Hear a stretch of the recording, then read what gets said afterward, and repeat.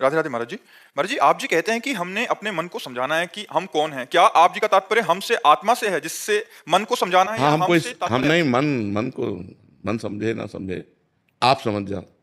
आप अपने आप से समझ जाओ। ये मन से समझना नहीं होता, ये अपने आप से समझना होता है। यही तो कठिन बात है ना ज्ञान मार्ग में। अपने आप से, अपने आप में प्रेम करना है। अपने आप से सब कुछ अलग कर देना है। सब कुछ अलग कर, अंतःकरण आप थोड़ी हो। आप तो अंतःकरण के दृष्टा हो।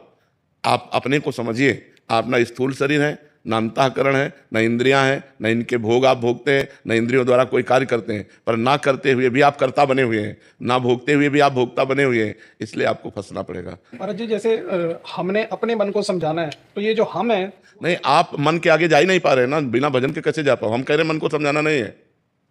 मन को समझाना नहीं, आप समझ जाओ, मन समझ जाएगा। आप अपने को जानते ही नहीं हो तो क्या समझो? आप कौन है? आत्मा, परमात्मा स्वरूप, तत्त्वम असि। प्रश्न करे कि जैसे मैं कौन हूं, तो वेद उत्तर दे रहा है, तत्त्वम असि, तुम वही परमात्मा स्वरूप हो। अब भगवान का अंश भगवत स्वरूप होता है ना। ममैवांशो जीव लोके जीव भूता सनातना मना कष्टान इंद्रियाणि प्रकृति स्थान कर सती। वो प्रकृति के आकर्षण में, मन और इंद्रियों के चक्कर में फंसकर अपने आप को भूल गया। अपने आप को जान लो तो मन पवित्र हो जाएगा, तन पवित्र हो जाएगा, क्योंकि आप परम पवित्र हैं। अब अपने आप को तो हम जान नहीं पा रहे। मन तक हमारी पहुंच हुई है कि हमारा मन ठीक हो जाए तो सब ठीक हो जाए। महाराज जी, आत्मा मन को समझाती है कि ये गलत नहीं करना, ये इस तरह से गलत रास्ते पे नहीं जाना। आत्मा निर्लेप है, ये बुद्धि समझाती है। जो समझाने का कार्य है वो बुद्धि का है। जो संकल्प विकल्प करने का कार्य वो मन का है। जो चिंतन का कार्य है वो चित्त का है। जो क्रिया को स्वीकार करना और अस्वीकार करना, भोक्ता और कर्ता भाव, ये अहंकार का है। अंतःकरण चतुष्टय में मन बुद्धि चित्त अहंकार, आत्मा इनका दृष्टा है, साक्षी मात्र है। वो कोई क्रिया नहीं करता, उसके द्वारा कोई भी भोग नहीं भोगे जाते। वो निर्विकार सच्चिदानंदमय है। तभी तो मोक्ष को प्राप्त हो जाता है जीव, जब अपने स्वरूप को जान जाता है। जहाँ स्वरूप का अनुभव हुआ तो नहीं स्वात्मारामम विषय मृग तृष्णाम भ्रमयति आत्माराम पुरुष आब्रह्म स्तंभ पर्यंतम सर्वम मायामयम जगत। ऐसा जानकर निर्लेप और निर्विकार हो जाता है। पर यह ज्ञान प्राप्त होना बहुत कठिन है। सुन लेना, बोल लेना अलग बात है, लेकिन इसका अनुभव होना अलग बात है। जब अनुभव हो जाएगा तो कोई भी विषय आप पर प्रभावित नहीं करेगा। कोई भी काम, क्रोध, लोभ, मोह, मद, मत्सर, इनका प्रभाव ना अभी है ना आगे रहेगा।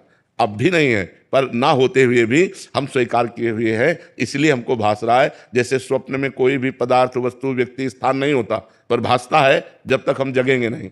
ऐसे ही जब तक हम अज्ञान से पूर्ण रूप से जगेंगे नहीं, मोह निद्रा से, तब तक ये स्त्री पुरुष जड़ चैतन्य दुख सुख आदि द्वंद्व बने रहेंगे। और जब हमें शुद्ध ज्ञान हो जाएगा तब ये द्वंद्व सब नष्ट हो जाते हैं।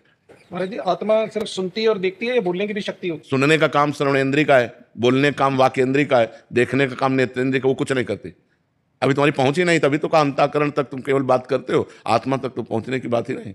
भाई, वो सुनना किसका काम है? श्रवणेन्द्रिय का। देखना किसका काम? नेत्रेंद्रिय का। बोलना किसका काम? वाक्येंद्रिय का। आत्मा इसमें कहा है? समझ रहे हो ना? इसलिए नाम जप करो, पहले नाम जप करो, तब फिर आगे बढ़ पाओगे। राधे राधे महाराज जी। गुरुदेव भगवान, वृंदावन में सभी भक्तों को रोते देखा है, मतलब भाव में। ऐसा अन्य पंथों में नहीं देखा जाता है, धर्म में। ऐसा क्यों महाराज जी? अलग अलग अलग भाव है, अलग। ये रोने का देश है, इसको प्रेम देश कहते हैं। और प्रेम में यही थाती मिलती है, रोना, सिसकना, तड़पना, आहों की जागीर। ये प्रेम का स्वभाव होता है। अपने प्यारे के विषय में चिंतन करके या तो आनंद में रोना और या विरह में रोना। ये रोने का देश है। तो यहाँ जब भाव बढ़ता है तो आनंद अश्रु बहने लगते हैं, या तो फिर विरह अश्रु। दो प्रकार के आंसू होते हैं, एक आनंद के, मिलन के, और एक विरह के होते हैं। यहाँ के प्रेमियों में ये दो ही बातें देखी गई हैं। और नाम ले ले करके, पुकार पुकार करके, तड़प तड़प करके उनके लिए रोना, और मिल गए तो आनंद में रोना, आनंद में अश्रु प्रवाहित होते हैं। तो ये प्रेम देश वृंदा विपिन, वृंदावन धाम, ब्रज 84 कोस, ये प्रेम देश है। यहाँ की रज में प्रेम समाया हुआ है, यहाँ की लता पता में प्रेम समाया हुआ है। तो जब यहाँ कोई उपासना करता है तो उसके अंदर भी रंग आ जाता है। इस रजरानी का इतना बड़ा महत्व है कि उद्धव जैसे महात्मा कहते हैं, मैं यहाँ की लता गुल्म औषधि बन जाऊं, जिससे वृंदावन की रज, ब्रजवासियों की चरण रज हमारे ऊपर उड़कर पड़े और मैं भी प्रेम को प्राप्त हो जाऊं। इसी रजरानी का प्रभाव है कि भगवान के लिए आंसू आना बहुत बड़ी बात है। आंसू तो सबके आते हैं, कौन नहीं रोता, पर कोई अपने तन के लिए रोता है, कोई तन संबंधी के लिए रोता है, कोई धन के लिए रोता है। भगवान के लिए कोई रोए, अहो भाग्य, अहो भाग्य, धन्य भाग्य है सतरत सतरत सा लोकांतारेति, वो स्वयं तर जाता है, स्वयं तर जाता है, लोगों को तार देता है। मम भक्ति युक्तो भुवनम पुनातु, जो भगवान के लिए रोता है, जो एकांत में बैठ करके भगवान के लिए रो रहा है, नाथ हे करुणा, धन्य है। वही तो जगत को पावन करने वाला महात्मा है, जिसके आंसुओं से भूमि भींगती है भगवान के विरह में या भगवान के मिलन में। तो धन्य है उनका जीवन। इसलिए ये देश प्रेम देश है, यहाँ प्रेम की महिमा है। ये साधना भूमि नहीं, ये सिद्ध भूमि है। ये प्रेम, यहाँ बड़े बड़े सिद्ध महापुरुष भी याचना करते हैं, शिव सनकादिक जो रज चाहत सो रज शीस चढ़ाऊं, किशोरी तेरे चरणन की रज पाऊं। बड़े बड़े ब्रह्मा शिवादि भगवत स्वरूप महापुरुष भी यहाँ का वास चाहते हैं, यहाँ की रजरानी को माथे पे चढ़ाना चाहते हैं। महाराज जी, आत्मज्ञान प्राप्ति के लिए समादिष्ट गुरु से प्रार्थना करने से जीवन में जीवंत गुरु का आगमन होता है क्या? ऐसा भी हो सकता है, जब आप उनसे प्रार्थना करोगे तो किसी न किसी रूप में अपने आकर के आपको उपदेश देंगे। जब हम किसी महापुरुष का आश्रय लेते हैं तो महापुरुष और भगवान अभेद हो जाते हैं। ब्रह्मविद ब्रह्म ही भवति, जो ब्रह्म को जान लेता है वो ब्रह्म स्वरूप हो जाता है। तो अब अव्यक्त वो हो चुके हैं, अंतर्ध्यान हो चुके, तो भगवान के स्वरूप हो चुके। जब उनका चिंतन करेंगे तो भगवान संयोग बना देंगे, किसी न किसी महात्मा से मिला देंगे, जिससे हमारा जो मार्ग अवरुद्ध हो रहा था, जहाँ हम रुक रहे थे, लड़खड़ा रहे थे, हम आगे बढ़ जाएंगे।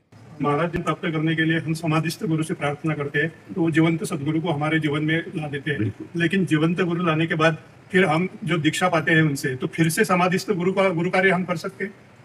हमको भावना कर लेनी चाहिए जीवंत गुरु में कि पूर्ण पर ब्रह्म परमात्मा मेरे उद्धार के लिए आया। अब द्वैत नहीं रखना चाहिए, वो अलग और ये अलग, ऐसा नहीं रखना चाहिए, क्योंकि गुरु साक्षात पर ब्रह्म, ये हमें बुद्धि लानी है। गुरु साक्षात पर ब्रह्म तस्मै श्री गुरुवे नमः। गुरु में अगर लघु भाव रहा तो समाधिस्थ महापुरुष में श्रेष्ठ भाव, और जीवंत गुरु में लघु भाव, तो कभी काम नहीं बन पाएगा। फिर गुरु तो परमात्मा स्वरूप है ही, हम अपने गुरुदेव में पूर्ण रूप से ब्रह्म भाव कर पावे, यही हमारी साधना है। और जब गुरु में ब्रह्म भाव हो गया तो ब्रह्मानुभूति अपने आप हो जाएगी। गुरु साक्षात पर ब्रह्म, ये बात आना बहुत कर। गुरु तो लाखों लोग बनाए, लेकिन गुरु साक्षात पर ब्रह्म ये अनुभव नहीं होता। साक्षात पर ब्रह्म से हम बात कर रहे हैं, साक्षात पर ब्रह्म का हम दर्शन कर रहे हैं, ऐसा का अनुभव होता है? ये होता है एक अच्छे संत है, बहुत इतनी बात आई कि अच्छे संत हैं, पता नहीं समाधिस्थ है कि नहीं है। हमारा मनुष्य बुद्धि गुरु के प्रति जो होती है वो नहीं निकल पाती। अगर ब्रह्म बुद्धि आ जाए तो फिर ब्रह्म दो नहीं है, एको ब्रह्म द्वितीयो नास्ति। तो वही साक्षात पर ब्रह्म तो गुरुदेव के रूप में विराजमान है। अब हम और कौन समाधिस्थ महापुरुष का चिंतन करें? वही है, इस रूप में आ गए हैं, बस ये भाव बदल। यही मानना है कि वही है, ये इस रूप में। बिल्कुल, बस बस बस बस।